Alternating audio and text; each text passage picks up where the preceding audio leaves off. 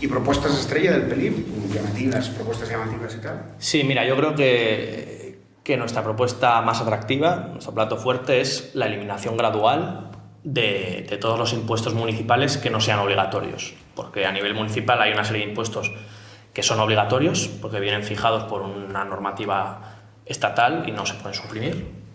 Y hay otros que no son obligatorios, que son potestad de cada ayuntamiento. Pues los que son potestativos de cada ayuntamiento los eliminaríamos, por supuesto, y los que son obligatorios y no se pueden suprimir, pues los reduciríamos a los tipos legales mínimos, eso por supuesto. También teniendo en cuenta el nivel de gasto. Porque... Claro, por eso decía lo de gradualmente, ¿no? Al principio no se puede hacer de golpe porque al principio el presupuesto habrá que cuadrarlo y habrá el nivel de gasto que habrá que reducir también paulatinamente, ¿no? Pero yo creo que hay cosas que son de urgencia.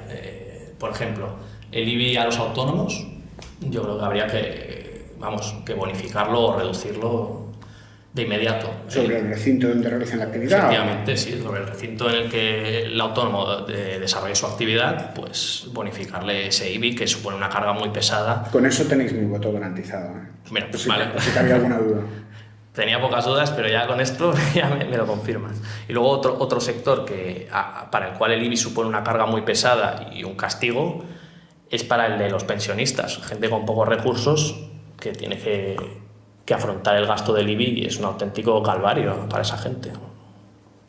Bueno, pues esto es cojonudo, la verdad. Sí, bueno, es cojonudo sobre todo si lo contraponemos a otras propuestas de otros programas. Por ejemplo, volviendo a Ada Colau. Sé que parece que tengamos fijación con ella, pero es que realmente... Es la estrella de la campaña, sí. Toca meterse con Colau. Sí, y además porque nos preocupa sumamente. No sabemos lo que quiere hacer con el IBI y sus promesas suponen un gasto elevadísimo, suponen un gasto disparatado que de alguna manera tendrá que obtener los recursos para financiar. Y se guarda muy mucho de decir lo que hará con el IBI, no lo sabemos. Debemos estar preocupados. Yo creo que el IBI de Ada Colau debería preocupar mucho a los barceloneses. ¿Sí? ¿Y al mercado del alquiler crees que...? También, eso por supuesto. Otro de los daños del IBI es el daño que supone al mercado del alquiler, ¿no?